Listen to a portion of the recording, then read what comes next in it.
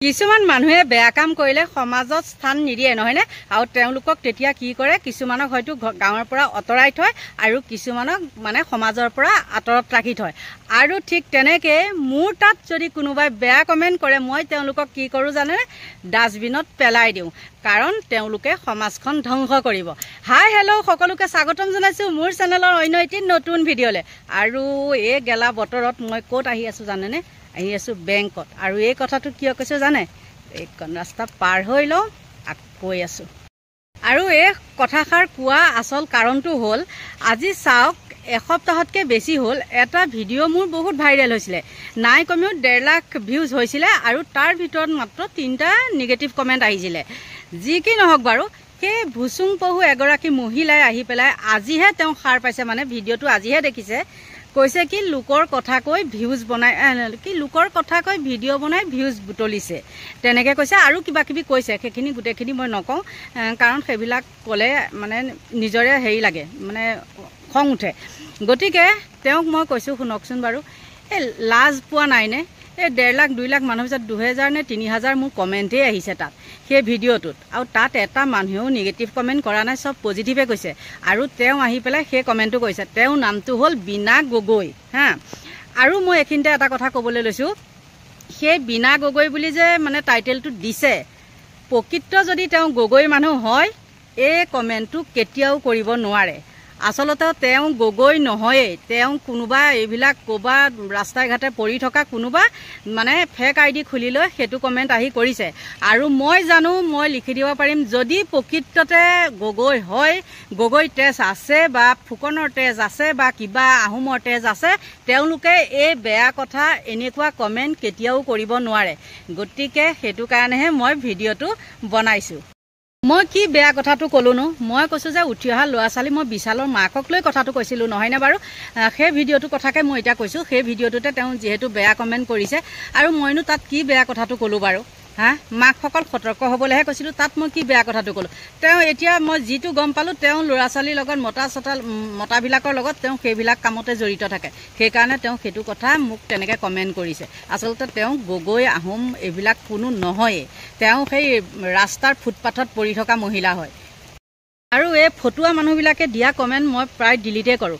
সেইদিনাখন এজন সাংবাদিক মোৰ তাত গৈছিলে মই কৈ দিছোঁ সাংবাদিকজন গ'ল তাৰপিছতে এনেকৈ চালে যিহেতু আমাৰ ঘৰৰ ওচৰে মই নাম চাম নকওঁ বাৰু তেওঁ ক'লে তাৰপিছতে ক'লে এনেকৈ কমেণ্টবিলাক তেওঁ পঢ়িলে হেৰি কৰিলে তাৰপিছতে কৈছে বেয়া কমেণ্ট একদম ৰাখি নথ'ব বেয়া মানে নিগেটিভ কমেণ্ট আহিলে আপুনি ডিলিট কৰি দিব কাৰণ এইবিলাকে সমাজৰ উন্নতি নকৰে নহয় সমাজ ধ্বংস কৰে তেনেকৈ ক'লে আৰু সেই কথাটো কিন্তু মোৰ একদম পূৰা ব্ৰেইনত সোমাই গৈছে যে সঁচাকৈ কৈছে মানুহজনে কথাটো কাৰণ কৈছে আপোনাৰ ইমান ভাল কমেণ্ট আহে তাৰ মাজত যদি এটা দুটা তেনেকুৱা ফাল্টু কমেণ্ট আহে তেতিয়া আপুনি জানিব যে সেইবিলাক জাবৰা আৰু জাবৰাক সদায় ডাষ্টবিনত পেলাই দিব।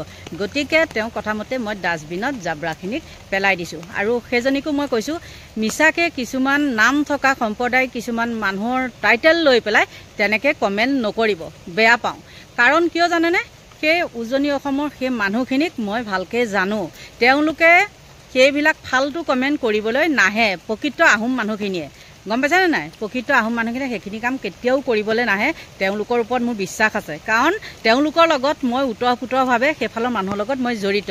গতিকে ফাল্টু কিছুমান কাম কৰি মাথা নষ্ট নকৰিব। ৰাতিপুৱা যেতিয়া কাম বন কৰি পেলাই আপুনি আজৰি হৈ ফোনটো ল'ব তেতিয়া ৰাতিপুৱা সময়ত কাৰো বেয়া কথা বেয়া মাত এইবিলাক শুনিবলৈ মন নাযায় নহয়নে আৰু ঠিক তেনেকৈ যেতিয়া ফাল্টু কমেণ্ট এটা পোৱা যায় নহয় আপোনালোকৰ কেনেকুৱা হয় নাজানো মোৰ মাথাই কাম নকৰা হয় কিয় জানে মানে সেই ফাল্টু কথা নুশুনা যে আৰু ফাল্টু পৰিৱেশত নথকা যে সেইটো কাৰণে সেইবিলাক সহ্য কৰিব নোৱাৰোঁ আৰু ব্ৰেইনটো নষ্ট হৈ যায়। গম পায় নে নাপায় জানো ৰাতিপুৱা সময়ত যে মানুহক তেনেকুৱা ফাল্টু কমেণ্ট কৰিব নালাগে দিনটোৰ কাৰণে যে বেয়া সেইটো গম পায় নে নাপায় কি গম পাবনো নিজৰ চাগে ঘৰখন কেনেকুৱা কি বা পৰিস্থিতিত আছে সেইবিলাকতো একো গম নাপায়।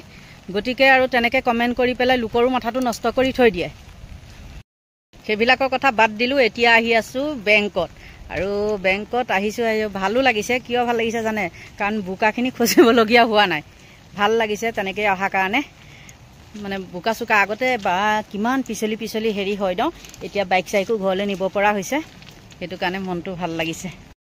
আহি পাই গ'লোহি বৰবাৰী আৰু প্ৰথমতে বেংকৰ কামটো কৰি ল'ম তাৰপিছত কিবা এটা খাই ল'ব লাগিব যিহেতু আজি মই চাহকাপেই নেখালোঁ আৰু ভাতো নবনালোঁ, মানুহজনক খুৱাইহে পঠিয়াই দিলোঁ। গতিকে বেংকৰ কামটো কৰি লওঁ আৰু কিবা এটা খাই লওঁ।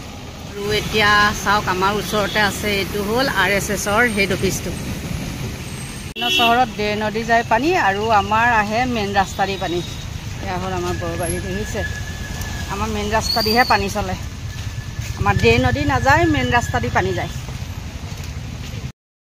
আহি পাই গ'লোহি বেংক। ছাতিটো যিহেতু থ'ব লাগিব, বৰষুণ পৰি আছে, পানীখিনি সৈতে নিলে কম পৰিব। আজি বেংকত ইমান মানুহ নহয়, বহুত সময় বহিবলগীয়া হৈছে। বহুত সময় মানে 1.5 ঘণ্টা বহিছোঁ, তাৰপিছতহে হৈছে।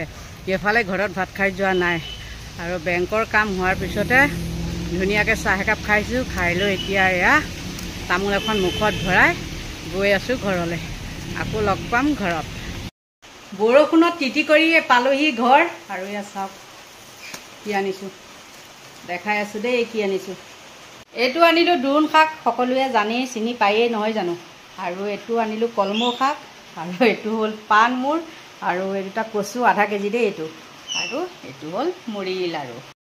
গৈছিলোঁ আচলতে বেংকলৈ, আৰু চকুৰ আগত এইকেইটা বস্তু দেখিলে লৈ আহিলোঁ। আৰু কানি কাপোৰ একদম পূৰা ভিজি আহিছে, বৰষুণ এৰাই নাই। গতিকে আজিলৈ ভিডিঅ'টো ইমানতে সামৰণি মাৰিছোঁ। যদি মোৰ ভিডিঅ' চাই ভাল পায় তেন্তে হ'লে লাইক কৰিব, কমেণ্ট কৰিব, আৰু নতুনকৈ যোনসকলে চাই আছে তেওঁলোকে ছাবস্ক্ৰাইব কৰিব। আজিলৈ বাই বাই।